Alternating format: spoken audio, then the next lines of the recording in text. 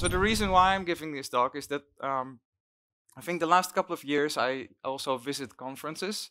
And I think last year or the year before, I actually visited JFL. There was a conference by this guy from Red Hat, can't really remember his name. And he was showing all this cool stuff with Kubernetes. But he was also mentioning this word service mesh and Istio sometimes. And I was like, okay, what's this technology? I've never heard of it. And I was running some service and I was like, oh, let's investigate what is this. And when I'm very curious, who of you before this talk has heard about a service mesh and knows what it is? Just a couple of hands, that's good. Nobody's running it in production, or is it somebody's running it in production? No, okay, that's good. Okay, awesome. So I can give you some more background on that.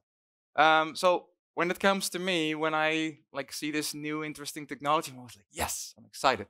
I want to go and try it out. And when I'm really excited, I just run home and I want to try and play around with it. Of course, first on my hobby projects before I introduce it at work, I think I've heard the term conference-driven development sometimes. It's like a really bad thing to do. Just don't push everything into your real life production project before you actually know what it is and what it does. So what's a service mesh and what problem does it really solve? I usually try to focus a bit on the last sentence. Like what problems do I have that a service mesh can solve in this case? So if we cut right to the chase, so a service mesh is a dedicated infrastructure layer for handling service-to-service communication. So if you run like a whole bunch of services or a whole bunch of different APIs that connect to each other, there are certain aspects that you need to take into account. But the first reason that the first thought that I had was like, why do I need a dedicated layer? What does this layer add that I can't do right now? So I looked a bit, and if you take the approach of having like a whole set of microservices or just a whole set of services, like in a service-oriented architecture, you run this concept of distributed systems, and you'll have a whole bunch of network communication. And I think the keyword here is this communication part, because that's a very important thing, and that's also a complex thing actually, because doing reliable communication between services can be really complex. Now, when we talk about the concept of a service mesh, and I'll introduce it a bit later on, then we can actually take quite a big step back. I think, I'm not really sure, probably 30 years ago, 20 years ago. Not that I'm still quite young, don't know. But we can go a bit back to the evolution of like how networking worked and how applications communicated back in the days when we started programming on computers and started connecting them to the network, and they had to communicate with each other. So when we initially started, you sort of just like a very simplified view. You had like a computer A and a computer B, and there was like this program running on it, and it wanted to connect. They wanted to talk to each other. These programs. So there was an engineer or team of engineers, and they would actually write the business logic in that application, but they would also write some code for doing like proper communication between the services. So they were handling connection drops, rate limiting, and so on. And if we take it a step further, people would create like the concept of flow control. So this was all initially managed by programmers who wrote software for service-to-service communication or computer-to-computer communication. And after a while, we abstracted this whole layer of doing proper communication out of the application stack and onto the network stack. And then we got things like TCP/IP. So that already helped a lot, and people could just, the programmers could just focus on writing their application code instead of writing all these additional pieces of code for handling proper communication. Now, if we fast forward a bit again, and we end up in the microservice architecture, or in the service-to-service architecture, there's like Peter Deutsch and some of his engineers at Sun Microsystem. They came up with this list, what they call the fallacies of distributed computing. And these are sort of assumptions that people sometimes make But especially if you look at, well, the modern day, where we have a whole bunch of services that might run in a public cloud, you can't really depend on like trusted networks, secure networks, zero latency. It's not like real thing. So as a programmer, you will have to take care of that as an engineer. And especially when you talk about microservices, there are certain cross-cutting concerns that you will have that these microservices, each individual microservice should have to be able to do proper communication. So one thing, for instance, could be like routing. So discovering where can I find this other service? Where is it available on the network? Are there multiple? Do I need to load balance that? But also resiliency. So things like circuit breaking, I'll go into that a bit later. Retries and rate limiting, just to make sure that like there's a good flow of communication between the different services. But especially if you run a big microservice architecture, things like observability, metrics, and logging are very important to have, just to understand what's going on within the network and what's going on within your application. Same goes for security. Maybe you don't want all applications to actually connect to that. So if we dive a bit into each individual subject, we'll take a closer look at the problems that you face when you run a microservice architecture, and what people are currently solving at the application level. So in this example, we have something like service discovery. Anybody here using service discovery? I saw a whole bunch of microservices hands, so it must be. So in essence, for those of you who don't know, there's in the middle, there could be a service registry. And when you spin up a whole bunch of services, they will register themselves with the service registry. And once they're registered, if I want to communicate from A to B, in this case, service A wants to connect to service C, there's a registry-aware HTTP client, which is a piece of logic living in your service A, that gets the information from the service registry about where all other services are.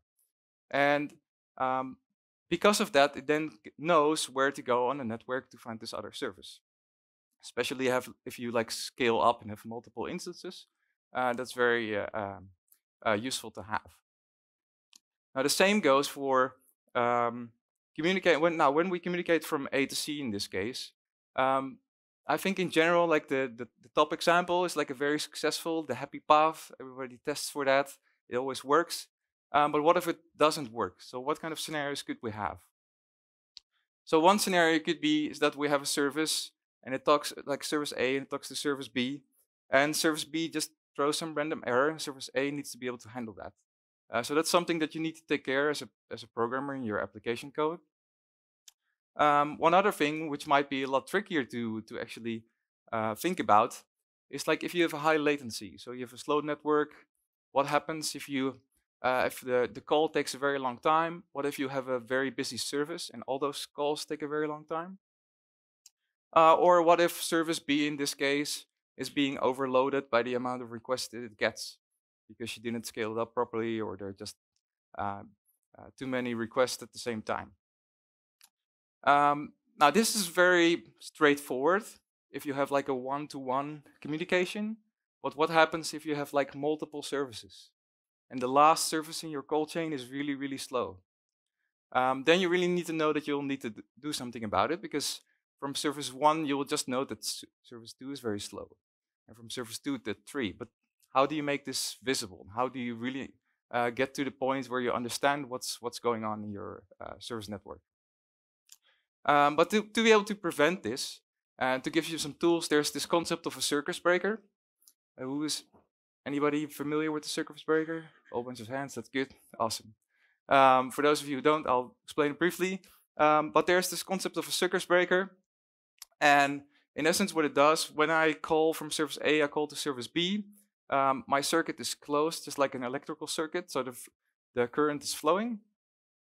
If something goes wrong, so there's a failure, or there's like an amount of failures happening at a time or consecutively, the circuit breaker could say, well, I'll open the circuit and make sure there's no data flowing from A to B, because I notice B is failing somehow. Then you can take care of that in your application code in A, what you want to do. Either throw something back to the user, ignore it, maybe it's not a very important service, So you have multiple options. And the circuit breaker can be intelligent. So it will try after a time to figure out if service B is responding again, and if it can open the circuit, which is sort of like a half open state. And if it's still failing, it can go back to open, or if it's succeeding, you can actually close the circuit again and data can start flowing and the calls can start flowing as well. Like one other important aspect is the golden triangle of monitoring, let's put it like that, which is in essence that if you have a whole bunch of services, you really need to figure out what's going on within those services, especially if something's failing. And to be able to do so, you will require 3 different like characteristics or support for your project, which is logs, metrics, and traces. Now, I've seen most people use logs and metrics. If you do a lot of microservices, traces is really, really important. And I'll show you why later. And the last aspect that we also touched upon a bit is providing security. So what I've seen in some of the projects that I did is a lot of people using JWT tokens between services. But also on the network layer, sometimes they use mutual TLS with certificates. Sometimes they run it themselves or use a specific service for that. Now, if we go back to this evolution of networking, we see this service A has this business logic, and then it has these different aspects that you will need to take care of, like circuit breaking, service discovery, logs, metrics, traces, and security. Well, we saw that we moved flow control to like a higher level or to a more abstract level. Can we do the same with these functionalities? Yes, we can, I think. And most of these things are already becoming more like commodity for engineers to be able to use them. But we do this most of the time right now with libraries. And in most of the projects that I work with, which is Java-based and mostly Spring-based, we used things like Spring Cloud and Netflix. Because you have like circuit breaking with Hystrix or Resilience for Yay, Eureka for service discovery, Ribbon for load balancing and service discovery, and Sleuth for tracing.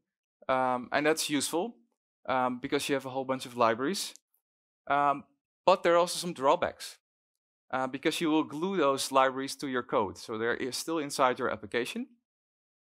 You'll have to glue them together to be able to work properly.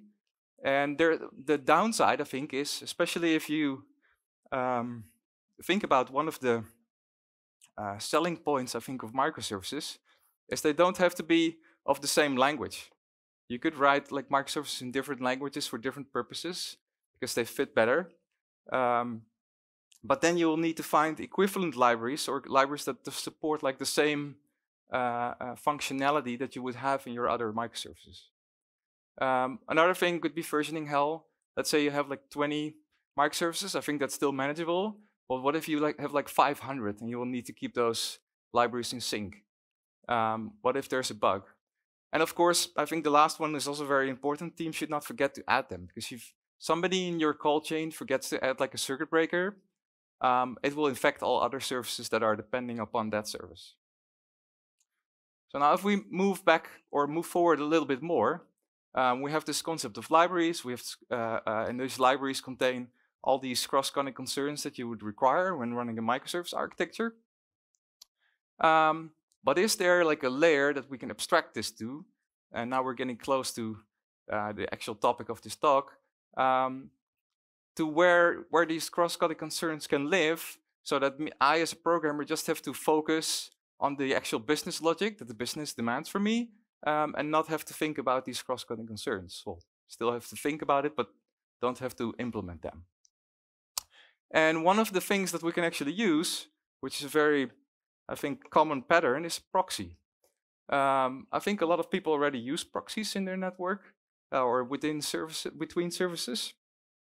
And the advantage of using a proxy as a separate sort of like component or layer means that we can actually do the same like we did before. We can abstract it away from the application level more to the network and the communication level, which is, I think, a pretty good thing and pretty cool thing to do.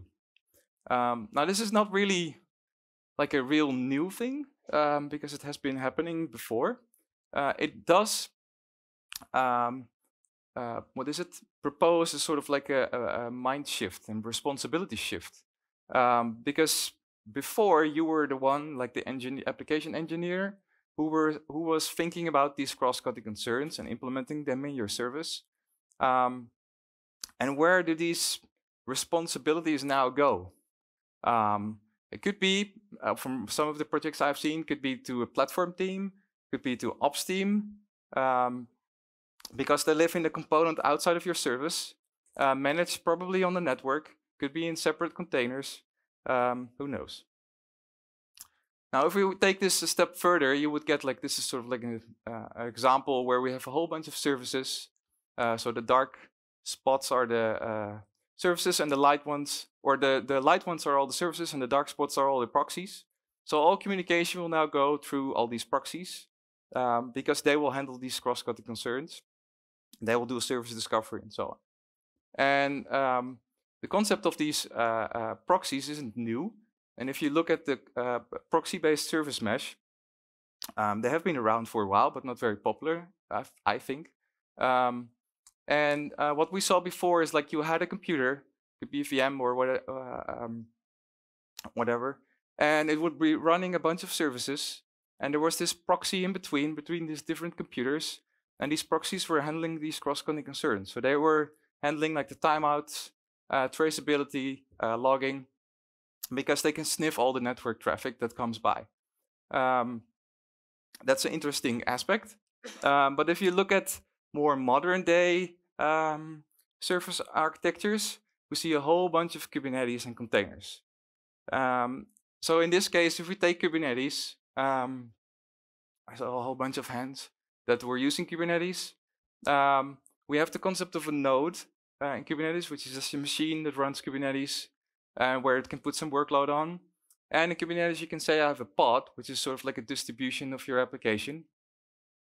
And inside this pod, there runs a container, which is actually the process, so your application. But there's an interesting aspect, and I'm curious if somebody knows. I guess most people that do run Kubernetes know the concept of what this nice thing is on the right. I'm not sure if somebody knows how they would call this in Kubernetes terms. Sidecar, yeah. So in Kubernetes, you have the concept of a sidecar, and we can actually put this project in our sidecar, so within our pod. And that's sort of how modern service meshes actually work. These proxies are deployed within the same deployable unit of your application within your Kubernetes platform.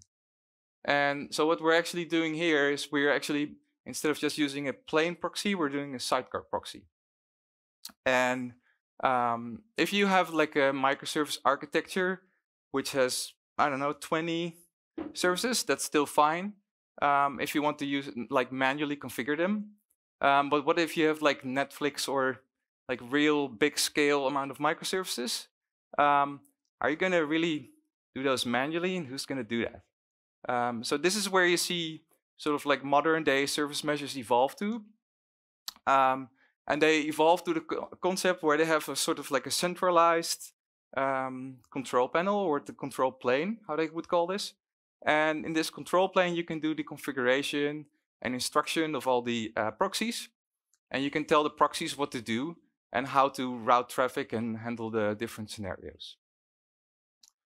One other thing that I wanted to mention is that in this case, the data still flows through just all the proxies to the different applications.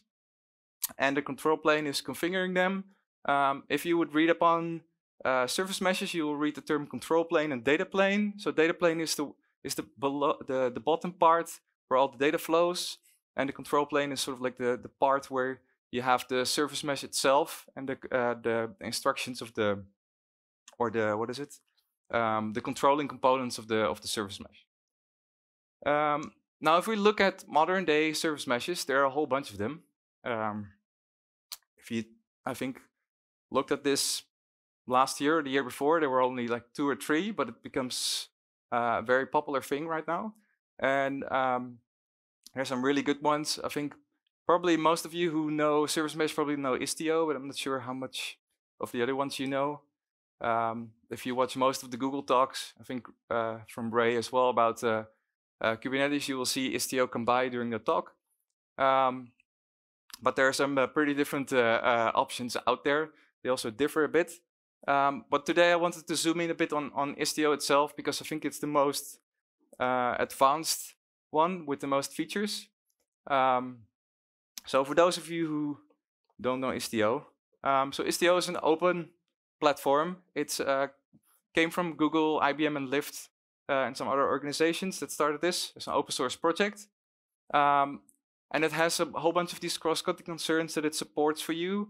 So things like logging, monitoring, traffic management, policies, authentication, but we'll dive a bit into that further down the presentation.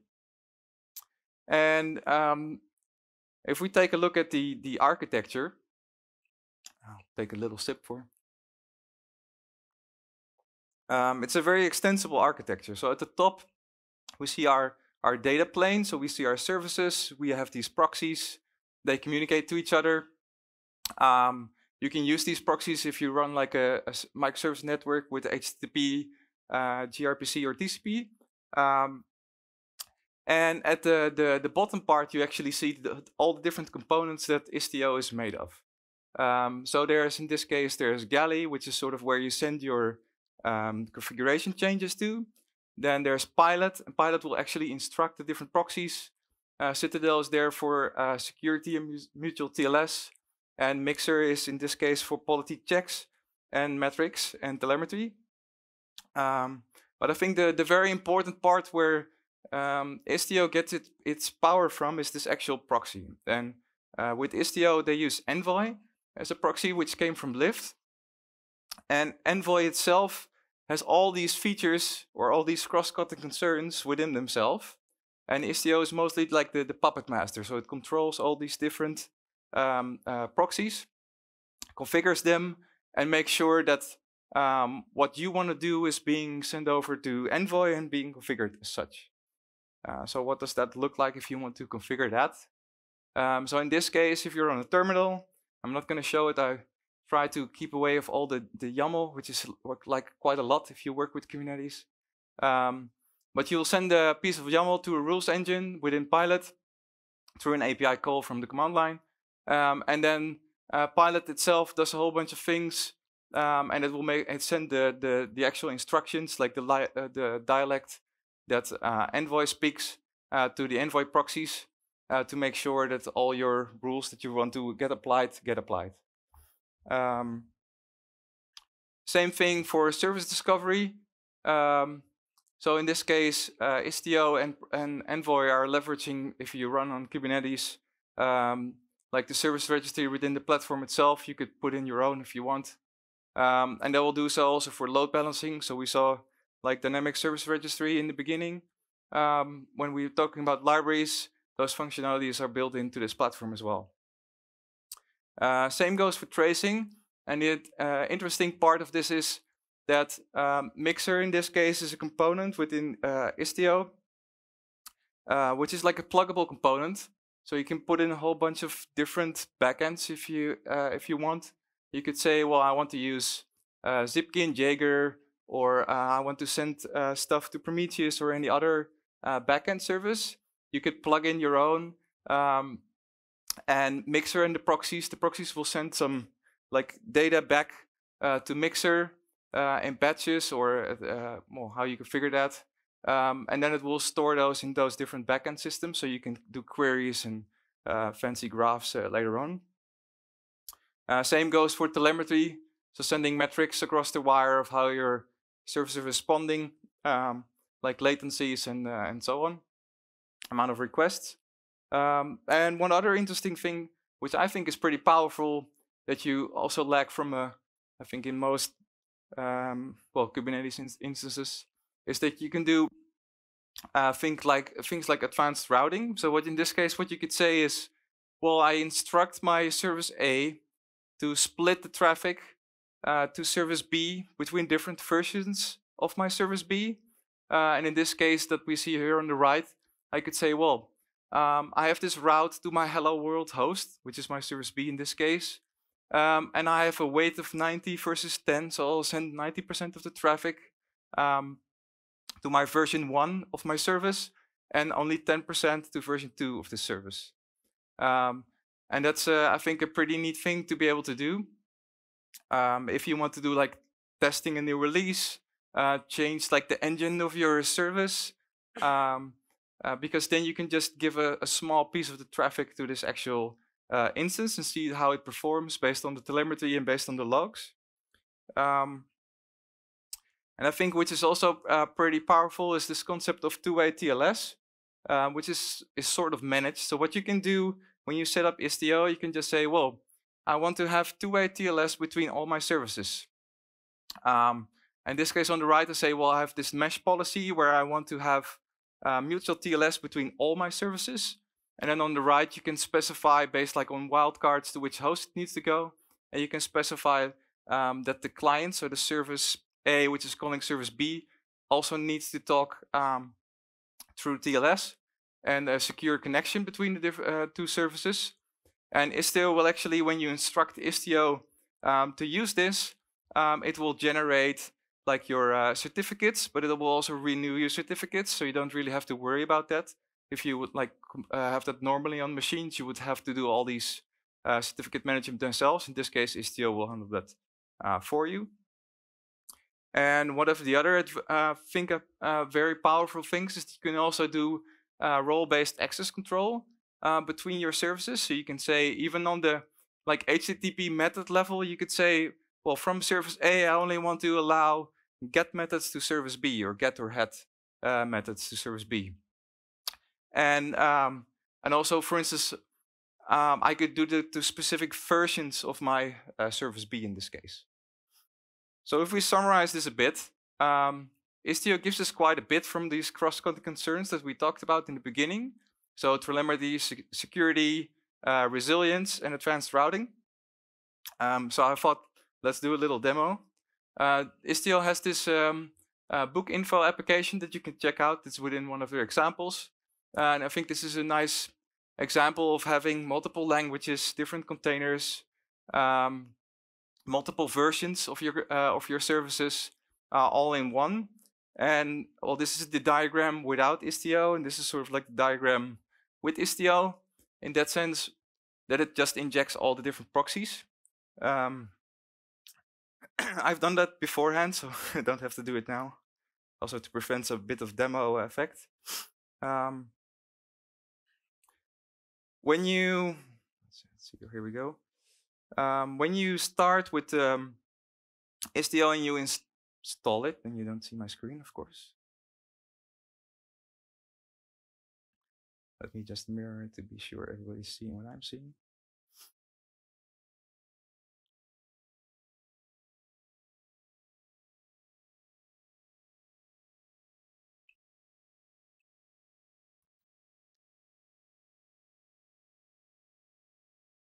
So when you install Istio, I pre-installed it. It's just a couple of command lines and applying a whole bunch of YAML actually. You will get a set of default services that we already saw. This is like the services that Istio installs in its own namespace. We will take a look at some of them. So it installs things like Grafana, which is like a nice metrics visualization tool. Then it has the Istio components that it leverages itself. And things like Jaeger for tracing, Kiali for visualizing your service mesh in this case. We have Zipkin, Prometheus. So that's pretty nice. You get this all out of the box, and it's all fully configured, so you can connect these components to each other. So if we take a look at that, this is like our demo application. So this is the book info application. What it actually does is it runs this very simplistic service. And the interesting part about this service, if you see me refresh this a couple of times, you will see on the right that it has different versions of this rating service and of the reviews. So some of the review services are actually connecting to this rating service and some of them aren't. And Now, if I go to Kiali, which is a visualization tool for my service mesh, I will see the different Kubernetes namespaces. And in this case, my book info application. And I will actually see these 4 applications that I have there. You can see the health of them. So there's health check in there. And this is nice, but I think this view is also pretty nice. You can get like a graph overview of your service calls and service stack. Now, and if I even put some load on this, let me try to do that. So what I'm doing right now, I'm just sending like 500 requests to this product page that I was just seeing in my browser. Then takes a bit. Then we could should be able to see like different visualizations of this. You'll start to see like traffic flowing between the different services. Now this is from service to service or from app to app. You can also do like a versioned graph. So you can actually see like data flowing from product V1 to reviews, and then sometimes sticking at reviews, but also sometimes sticking to the other ones. And I think this is pretty neat because it gives a pretty good overview. I'm very curious how this scales if you have like a whole bunch of services, not like 4 or 5. But you'll also see other things come in. So over here, you can see like the total amount of requests and traffic. You could see health, which is pretty nice. This is sort of like data flowing within your microservice architecture.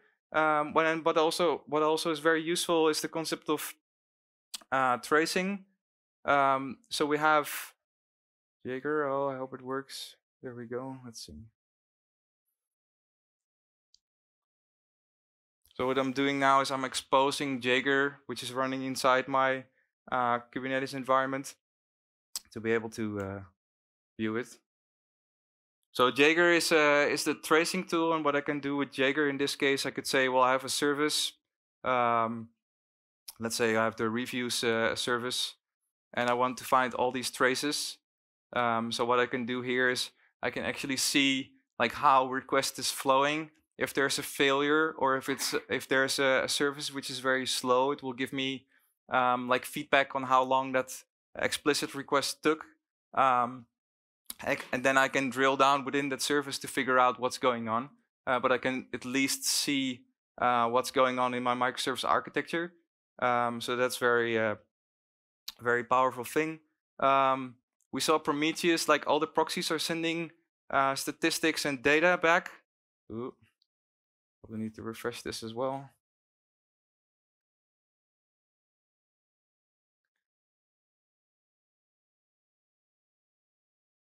But we also have Grafana in this case, which comes out of the box with a whole bunch of default dashboards. So, and when you start running this, I'll give it some more load. So, and when you start running, you will also see like telemetry come in. I hope it works. Pray to the demo gods. But I think this is like a really powerful concept that Istio gives you, because it, next to like being able to control, it gives you really a lot of insight into what's going on within your landscape and how your services are behaving. And what I also wanted to do is not just give this talk about, hey, look how fancy this tool is, you should really take a look, but also give a bit of a skeptical view on, is it really something that you'll need? But also, what are some of the downsides? So definitely overhead is one of them. We discussed that like with every instance of a service, there's a proxy, and these proxies require resources, so CPU, memory, and so on. So if you put up this architecture with a whole bunch of services, each individual instance of that service will also have a proxy, which will take up quite some of those resources. They're of course used for both in and outbound. That's Istio specific. That's not for all service meshes. And they're working really hard to reduce this amount of overhead between these proxies.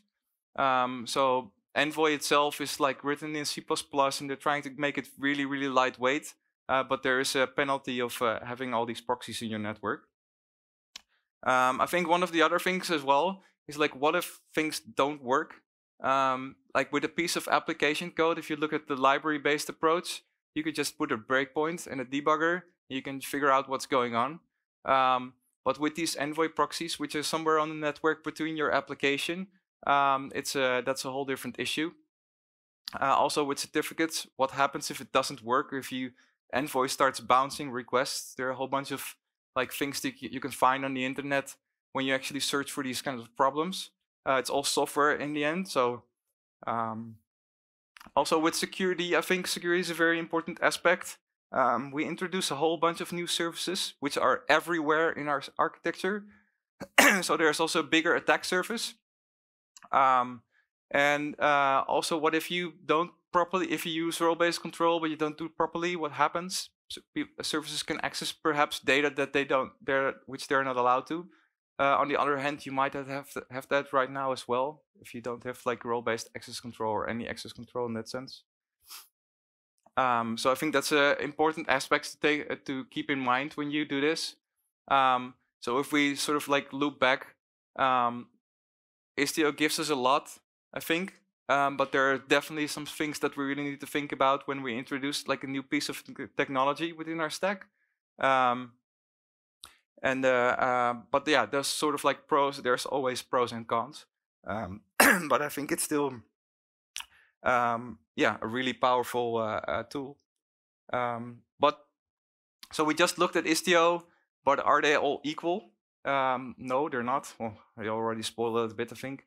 And this is like a very old overview of service meshes. There are a whole bunch of new ones, like we saw in the couple of slides back. But it gives a good sense of, in this case, Istio using a sidecar pattern, and it's very much bound to Kubernetes. So if you run anything else, you can't use it. In essence, it should be able to, but I think it's too tightly coupled right now. Then there's like service mesh like Linkerd. Linkerd is actually the old one. Linkerd 2 is what they call current Linkerd, I think, which is also bound to Kubernetes. But also Console and from HashiCorp, and they're not bound to like a container platform in that sense. So you could leverage it, but you don't have to. That also really depends on like your requirements, but I think it's good to have alternatives that you can use, like this concept that you can use outside of a Kubernetes platform. One other interesting aspect is that now that service meshes are becoming really, really popular, there's this new standard or new spec called the service mesh interface. And this is mostly written for service meshes based on or running within Kubernetes. And I think it's a good thing that they're trying to standardize a bit. And this is, well, but this is mostly for like the very common things. So for most of the service mesh use cases, and you will see if you actually start comparing them that there's quite a big difference. Istio supports a lot of them. I think it's a very popular project in that sense. Sorry for my voice. And there are some really big companies behind it, like Google, who put in a lot of development effort. And some of the other service meshes are still like trying to catch up with all these functionalities that Istio is offering. So some of these things are like real beta or alpha versions still. But I think still it's a good thing that they try to standardize this, so you can easily see like what's standard available and what's like added by the specific implementation itself. I think if we then sort of like boil down back to the question, do I really need a service mesh? As a consultant, I would always say it depends. Sorry. Well, if you would ask me, I think you will have to do like weigh pros and cons, and it really depends on some of these requirements that you have. I don't think like throwing more technology at a problem doesn't really always solve your problems. There's no like hammer and everything is a nail. There's no silver bullet. So yeah, I would say consider it. Definitely consider it if you're already running Kubernetes and you have a whole bunch of services, and you're searching for like better insights. Or if you really want to do like things like mutual TLS, which is a pain if you have to do it manually, then Istio could really be, or a service mesh could really be an advantage. Also, if you want to do like this advanced routing, so intercepting network traffic, saying I want to do a split like 50-50, 90-10, to figure out what your service is doing and how your new version of your service is working. But I think also for things like circuit breaking, it can be pretty interesting. Or if you want to get some real proper tracing and visibility, if you don't have to, I think Kiali is a really nice example of what you can do, and all the out-of-the-box dashboards that you get with the Grafana instances and so on. Gives you a lot of insights that you might not have if you just run bare Kubernetes. Then the question also arrives, should I just remove these libraries that I had from my apps? Is it safe to do so? Don't I need them anymore? Well, we also looked at that. And I think one of the interesting things to think about is you could now do like the circuit breaker pattern from your proxy. And we already talked a bit about the sort of like the responsibility shift. So as an engineer, you would say, well, I think waiting for my service that I tried to connect to within 5 seconds is fine. But what if you want to do this, like ask this to an operator? Does he have the same idea about how long a service call could take? So that's an interesting aspect to keep in mind. But also, this is like the example of how you can do circuit breaking within Istio, and especially the bottom part, where you could say, well, if I have more than one error at the same time within an interval of a second, then stop the connection between those services for 3 minutes and figure out later on if it works. I think this is a nice example of how you can do circuit breaking, but that's like the very basic version of it. And there are more advanced versions of it, because if you do it in your application code, for instance, this is like a Hystrix example, which is deprecated, just wanted to mention that. But for example, I think this is good. What you can do here is, I have this method called find rating by ID. And if it's successful or not, it will give me a response. But there's also this fallback method. So in this case, what I could do is, let's say I request my rating from this other service, and this rating service is down. What happens? Usually you can't send anything back, but what you could also do is cache all your ratings service calls, keep them in a local cache, and in case the circuit is open, so that it can't connect to the remote backend, it can use this local cache. That's something that you can't do within your like service network, within things like circuit breaking within the Istio network or the service mesh network. So if you have these requirements, then you still like want to consider, where am I going to do this circuit breaking? Do I want to do it on a network level? Do I want to like have a higher timeout or higher consideration on the network level and handling it in my application code? Or will I just do circuit breaking within my application, and I'll leave the rest up to things like Istio or my service mesh? Same goes for tracing. We saw like a whole bunch of things going through the different service calls. But if you send like a trace along, so let's say service A calls service B, and the request ends up at service B, you will have a whole bunch of these parameters, which are trace IDs, span IDs, parent IDs. And when they hit your service will decide what to do next, if it's going to call a different service. So if in the case that you are going to call a different service, you'll have to make sure that you actually pass along these span and traces, because otherwise you can't make this entire flow of how a request goes through all the different services. So you can't really remove all of the functionality, but you could remove like creating a span or creating a trace, because Istio will handle that, or Service Mesh will handle that for you. But you will have to make sure that all these headers are still passed along to the different backend services. So removing, no, but you can do a bit. So I think in general, if you adopt technology like this, you still really have to think about where am I going to put my responsibilities. Are they going to live in my application, or can I move them out to the service mesh network?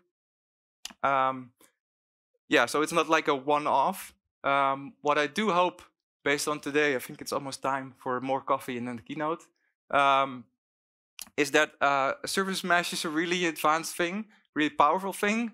It gives you a lot of functionalities, and it can help you abstract away some of these cross-cutting concerns. It can give you way more value than the by default cross-cutting concerns that you could put into your application, like this traffic splitting and so in these role-based securities. But always think about where you want to solve a specific problem. That's sort of like the gist at the end. That's a closing. So that's the end. Any questions? See a question at the end.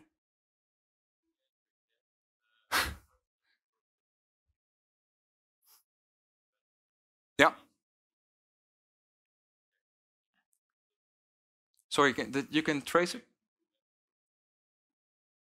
As in things like RabbitMQ and so on, or? Yeah, you can. In essence, you can, because it can inspect the HTTP traffic or even TCP traffic if you want. So there are advanced ways to do that. I've not tried it myself, but I can imagine, since it's most of the time over HTTP or in a different format, that you can do so.